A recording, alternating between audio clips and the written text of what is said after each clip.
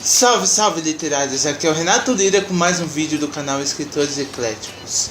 E no episódio de hoje eu vou falar sobre idiomas fictícios. Então você já sabe como é que funcionam as coisas aqui, né? Segue a vinheta!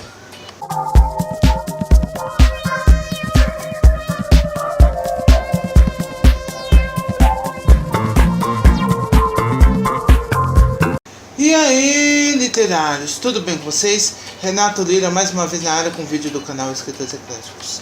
Mas antes de começar o assunto de hoje, já sabe, né? Deixa seu like se ainda não deixou, se inscreva no canal se ainda não é inscrito e ative o sininho, porque assim toda vez que tiver vídeos novos aqui no canal, o YouTube irá avisar pra você. Mas às vezes o YouTube esquece de avisar, então sempre corre lá no canal que sempre tem vídeos novos para você, certo? Lembrando que quando você vai ativar o sininho, agora existem 3 opções: avisar todas as notificações, avisar ocasionalmente ou não avisar nenhuma. Selecione sempre a opção avisar todas as notificações, lembrando sempre de deixar o seu like, que vai ajudar o YouTube a entender que você curte os vídeos aqui do canal, e sempre quando tiver novos vídeos o YouTube irá recomendá-los para você, certo? Pessoal, a dica literária de hoje... A dica literária não. O assunto de hoje é idiomas fictícios, certo? Os nomes que me veio à cabeça agora de livros e séries, de filmes que tem idiomas fictícios é Senhor dos Anéis, certo? E também o Star Wars, certo? Que tem, não sei se é Star Wars, mas que tem o Klingon, né? Eu sei disso por causa de The Big Bang Theory, porque eu nunca assisti Star Wars, nenhum, nem outro, nem, certo? Nem o Despertar da Força, nem os mais recentes que saíram, eu não assisti, certo? E assim, pessoal, idiomas fictícios é uma questão que você tem que ter muito detalhamento quando você vai incluir isso no seu livro. Por quê? Eu não sei se até onde eu conversei com o escritor parece que era de um idioma um idioma morto, que tem um idioma vivo, que é os que são falados em alguns países, certo? Língua viva, língua morta e língua extinta, certo? Que nem o latim é uma língua morta, porque não tem nenhum país do mundo em que a pessoa nasça e a língua nativa desse país ou dessa cidade seja latim, certo? A língua de Jesus Cristo que Jesus Cristo falava, se eu não me engano, é uma língua morta também, certo? Mas é uma língua conhecida porque, tanto é, para quem assiste filmes aí cristãos, o filme A Paixão de Cristo foi gravado no idioma em que Jesus falava na época, entendeu? Foi gravado nesse idioma. Esse é o único filme que eu conheço que foi gravado no idioma de uma língua morta, certo? Língua extinta é porque são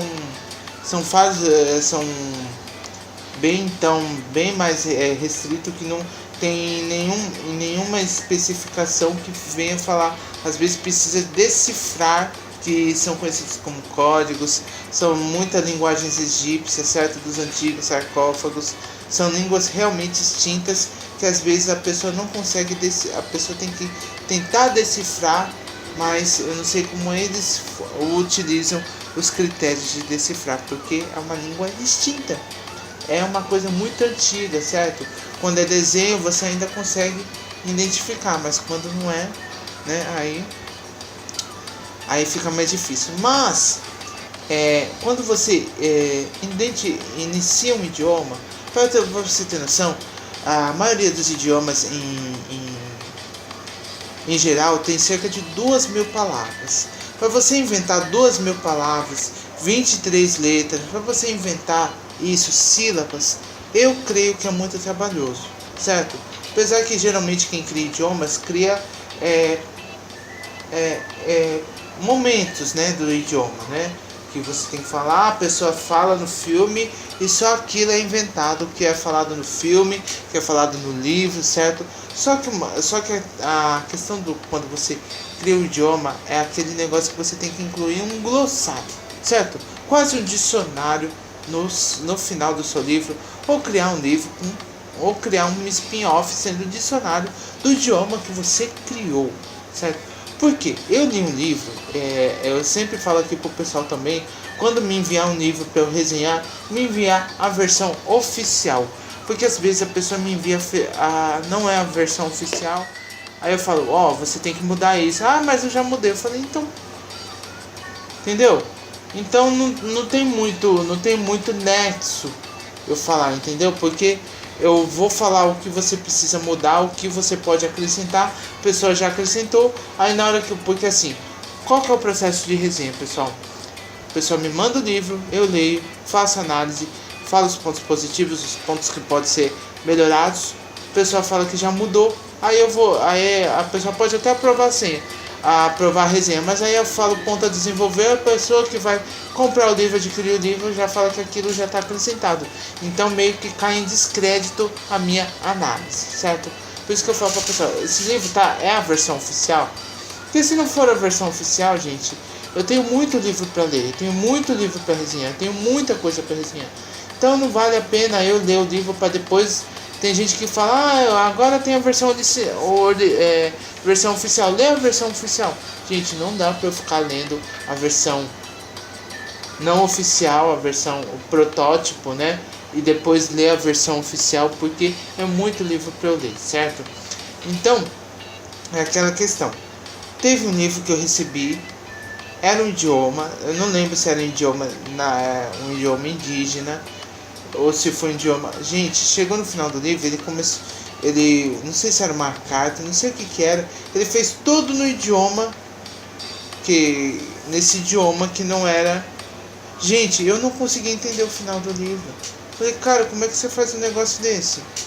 Entendeu? Isso porque eu falei assim, gente, porque eu penso assim, a história do cara, se eu tô achando isso, o que os outros leitores não vão achar? Entendeu? Você quer entender aquilo que você lê. E já muitas vezes quando é escrito no seu idioma, às vezes pela forma que é escrita, você já entende, não entende ou entende de maneira errada. Imagine quando é escrito no idioma que você não entende. A mesma coisa que você pegar e fazer um monte de rabisco. É uma leitura abstrata? Não existe isso, leitura abstrata. Não existe isso, entendeu? Então eu falei, você pode até colocar uma frase, você pode colocar entre parênteses o significado dessa frase, ou no rodapé, colocar um asterisco, ou número 1, número 2, que tem muitas coisas a explicar no rodapé, entendeu? Ou no final do livro você dá uma explicação, porque não dá pra... Eu não consegui terminar de ler o seu livro, porque simplesmente não entendia. Eu tentei ler, era uma coisa assim, que não era nem o legível, não era de letra, mas não era legível de eu não conseguir ler, entendeu? Porque era tipo assim, 3, 4, 5 consoantes, uma vogal, entendeu? Aí mais 2 vogal, aí tinha mais não sei quantas consoantes, e assim, era tipo assim, uma linha inteira, uma palavra só, entendeu? Não tinha espaços, não tinha pontos, não tinha vírgulas. Então eu falei, cara, ou você saiu e teve alguma criança que tecou todas as teclas, ou, né? Então eu falei, cara, melhor isso aí. Foi a única coisa que eu falei assim, você não tem que melhorar, você tem que tirar isso e colocar uma outra coisa. Modifica tudo, né? Assim, tudo o livro não, essa última parte que eu falei, a pessoa não vai entender e você vai receber muitas críticas negativas se você persistir nisso. Você pode até persistir, mas que o seu livro vai ser muito mal visto pelos críticos, pelos resenhistas, pelos blogueiros, pelos youtubers, entendeu? Eu falei assim, se você quiser, você modifica essa parte, passa pra mim, eu leio, entendeu? E agora eu não lembro se ele modificou e eu falei dessa parte aí, mas é uma questão que precisa ficar muito. Então quando você for colocar um idioma, lembre-se sempre disso. Idioma fictícios é mais fácil você colocar uma palavra fictício ou alguma coisa numa língua morta, tipo latim, entendeu? Ou, entendeu? Eu, por exemplo, eu crio nomes às vezes, lugares, coisas fictícias, mas criar lugares fictícios às vezes é muito mais fácil do que criar nomes fictícios, do que criar idiomas fictícios, certo? Principalmente quando é coisa estelar de outro planeta, né? Às vezes é um pouco mais complicado. Certinho. Às vezes até a pessoa fala, a gente está falando um idioma, mas aí fala assim, eu vou aprender português, eu vou aprender inglês, porque é muito mais fácil mostrar que a pessoa está falando num outro idioma, mas falando o nosso idioma, do que a pessoa falar num idioma, no nosso idioma nativo, no nosso idioma selectus, a gente tem que aprender em espanhol, tem que aprender em inglês, tem que aprender português, entendeu? Que é a língua nativa da terra, um exemplo assim, entendeu? Mas que pro leitor tá falando no idioma que o leitor está lendo em questão, certo? Pessoal, esse foi o vídeo de hoje, espero que você tenha curtido, certo? Lembre-se que quando você for colocar alguma coisa no seu livro, seja no máximo uma frase, uma palavra, não tenta fazer o livro inteiro em outro idioma, não tenta fazer um capítulo inteiro em outro idioma, certo? Então, porque isso pode prejudicar muito. Lembre-se que eu sempre falo, o leitor tem que se identificar com o seu livro. Assim como tem leitores que curtiram, mas pode não curtir, entendeu? Então, pelo certo, pelo duvidoso, vamos seguir um parâmetro mais padrão, utilizando nosso idioma e no máximo algumas palavras, certo? Belezinha?